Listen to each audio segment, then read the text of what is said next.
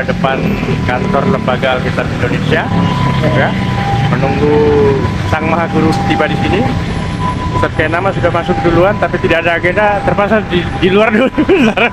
Usir. Wanita tersebut untuk kayak besar. Saya ingin ada boleh mungkin bisa kasih dapat channel.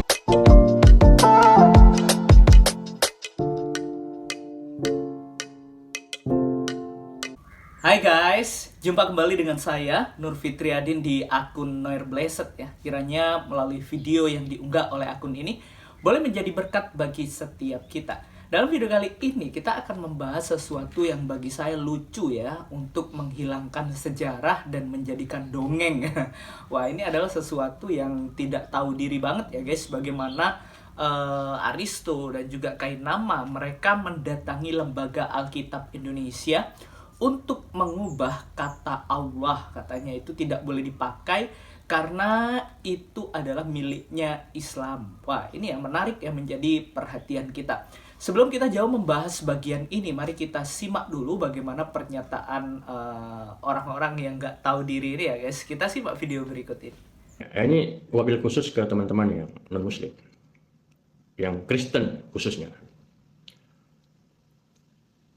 Saya dan guru-guru itu berkali-kali mengkritik tentang kata Allah yang diselewengkan oleh Lembaga Alkitab Indonesia. Dan berkali-kali juga saya sampaikan bahwa kami bertanggung jawab atas semua yang kami lakukan, yang kami kritik, ya, dalam segala hal. Bahkan kami datang ke Lembaga Alkitab Indonesia, bertemu dengan para staf yang ada di sana, ya, bertemu dengan baik, kami bersilaturahmi, ya, kami sampaikan tujuan kami, ya, dan disambut dengan baik, ya, diskusi berlangsung dengan baik, gitu loh. Nah, ini bukti bahwa kami, apa yang kami lakukan, apa yang kami kritik, itu kami berani pertanggungjawabkan. Ya, jadi jelas ya guys, apa yang dikatakan oleh orang-orang yang nggak tahu diri ini ya, tentang klaim-klaim yang tidak berdasar, bahwa kata Allah itu katanya miliknya Islam. Nah, pertanyaan saya sebenarnya apakah bahasa itu adalah mempunyai agama ya, atau bahasa itu adalah milik agama tertentu? Bagi saya, klaim-klaim yang seperti ini itu tidak mempunyai dasar ya. Kalau kita memperhatikan di zaman Kisah Para Rasul, di situ sudah ada orang-orang Arab, bahkan mereka memakai bahasa Arab sebelum Islam ada ya guys. Jadi wajar kata Allah itu dipakai di dalam Alkitab dan diterjemahkan ke dalam bahasa Indonesia. Jadi bagi saya nggak ada persoalan ya. Soalnya bahasa atau bahasa Arab itu bukan miliknya agama Islam, tetapi milik negara ya guys. Kalau kita memperhatikan bagaimana orang-orang Kristen Koptik yang ada di Mesir, mereka memakai bahasa itu biasa banget gitu, nggak ada persoalan. Kata Allah mereka pakai untuk menyembah Tuhannya. Dan kalau kita memperhatikan penjelasan dari Bapak Bambang Nursena, menurut saya ini sangat jelas ya bagaimana sejarah kata Allah itu ada di dalam Alkitab. Kita simak penjelasan dari Bapak Bambang Nursena. Berikut videonya. Sebetulnya peta pra-Islam tentang munculnya agama Islam dan bagaimana hubungannya dengan kekristenan pada saat itu. Kalau kita membaca di dalam kitab Kisah Para Rasul pasal 2, di sana sebetulnya ada pada saat pencurahan Roh Kudus yang terjadi pada perayaan Pentakosta Yahudi. Itu ada bukan hanya pendatang dari Kirene, Mesir, Afrika Utara sekarang ini, yang waktu itu menjadi wilayah Kekaisaran Romawi, lalu pendatang dari Roma, orang Arab yang semuanya wilayah Roma, tetapi juga ada pendatang-pendatang dari Partia, Elam, penduduk Mesopotamia yang itu di bawah Kekaisaran Persia. Dan di sana sejak awal sudah ada suku-suku Arab yang sebagian juga menganut kekristenan.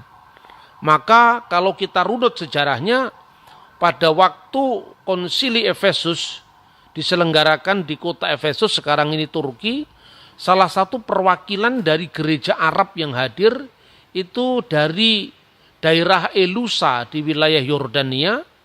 Nama uskupnya adalah Abdullah. Dan ini ada dalam dokumen sejarah gereja kuno. Berarti istilah Allah itu dipakai jauh sebelum zaman Islam, karena ini ada seorang uskup dari wilayah Arab di Elusa yang namanya adalah Abdullah. Dalam catatan gereja yang waktu itu semua tertulis di dalam bahasa internasional, satu dalam bahasa Yunani, itu disebut Abdilas, Yunanisasi dari kata Arab Abdullah. Kemudian kita mengenal juga suku-suku Arab yang menganut kekristenan, dan menurut James dari Edesa yang menulis kuliah sebuah pengantar pengajaran kitab suci secara khusus Kristen, dia menyebut adanya terjemahan Injil dalam bahasa Arab meskipun itu dipakai di lingkungan terbatas di wilayah orang-orang Kristen yang berbahasa Arab, dan itu tentu sebelum zaman Islam. Karena Yakub dari Edesa atau James Edesa itu hidup pada abad ke-6, ya, akhir abad ke-5, abad ke-6, dan ketika itu tentu Islam belum lahir. Nah, lalu bagaimana kita melihat, tentu semua tidak hanya berdasarkan asumsi, ya, atau sekedar catatan versi agama tertentu, itu saya kira tidak fair. Kita harus merujuk pada catatan sejarah. Nah, kita temukan prasasti-prasasti berbahasa Arab, berhuruf Arab, bahkan dari situ kita bisa melacak perkembangan aksara Arab itu sendiri melalui prasasti-prasasti Arab yang ditemukan di wilayah sekitar Syria sebelum zaman Islam. Misalnya sekitar Syria dan Yordan, ya. Kita bisa melihat petanya di daerah yang dinamakan Umul Jimal, sekarang ini wilayah kerajaan Yordan, tahun 250 Masehi, itu ditemukan prasasti Arab pra-Islam di sana. Lalu pada pertengahan abad ke-6 juga ditemukan prasasti Arab pra-Islam, dan itu justru di gereja. Jadi kita bisa melacak satu-satu sumber-sumber itu. Di sebuah reruntuhan dari gereja Ortodoks Yunani yang dibangun abad ke-4 Masehi, dalam reruntuhan gereja itu ada sebuah pilar yang dihiasi dengan tanda salib dalam bentuk segi 4 lingkaran, yang itu ciri khas dari Jerusalem Cross, salib Yerusalem. Bisa tampak di banyak sekali temuan-temuan yang bisa kita kunjungi langsung di arkeologi Yordania. Lalu ada bangunan Romawi zaman Kristen yang disebut Proatorium dengan tanda salib juga, yang menjadi ciri khas dari situs-situs Kristen yang terjadi sebelum zaman Islam, dan itu mengandung inskripsi-inskripsi yang ditulis di dalam bahasa Arab. Lebih jelasnya kita bisa membaca misalnya prasasti Umul Jimal pertama. Kalau Bapak Ibu selidiki prasasti Umul Jimal pertama itu huruf-hurufnya masih mirip dengan huruf Ibrani. Misalnya nulis huruf D, Dalet.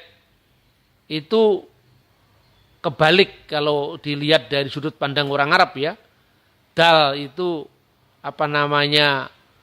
garisnya ke bawah, kalau Dalet itu ke atas. Jadi itu bunyinya prasasti tertua ini yang berhuruf Arab, tapi huruf Arabnya itu masih mirip-mirip dengan huruf Ibrani. Itu bunyinya Danuh Nafsu Fihru Barsulai Rabu Dazimat Malik Tanuk atau Malik Danuk. Kalau kita amati, ya, pertama dari sudut pandang bahasanya, hurufnya, aksaranya, ini pasti belum huruf Arab sekarang, tapi menuju ke bahasa Arab yang sekarang kita pakai. Terbukti dengan penulisan huruf-hurufnya yang masih mirip dengan huruf Ibrani. Lalu dari sudut pandang bahasanya, belum sesuai dengan standar bahasa Arab yang dipakai setelah zaman sekarang. Misalnya kata danuh itu bahasa Aram yang artinya inilah. Itu bahasa Arab sekarang hada. Kemudian kata nafsu. Nafsu itu kalau bahasa Arab sekarang maknanya adalah nafas, nyawa, ya. Seperti ungkapan yang terkenal dalam Al-Quran misalnya kullu nafsin da'iqatul maut.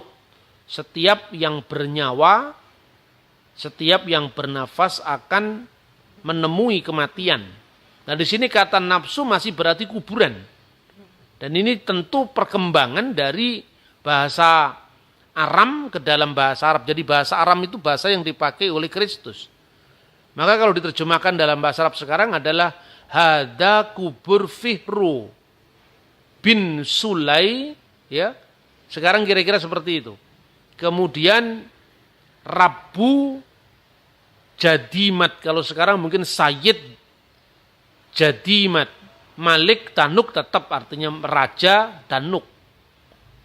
Ini bukti-bukti yang bisa kita lacak dari perkembangan huruf Arab. Jadi kata nafsu masih berarti kuburan, kalau sekarang ya hada al-kubur dan seterusnya.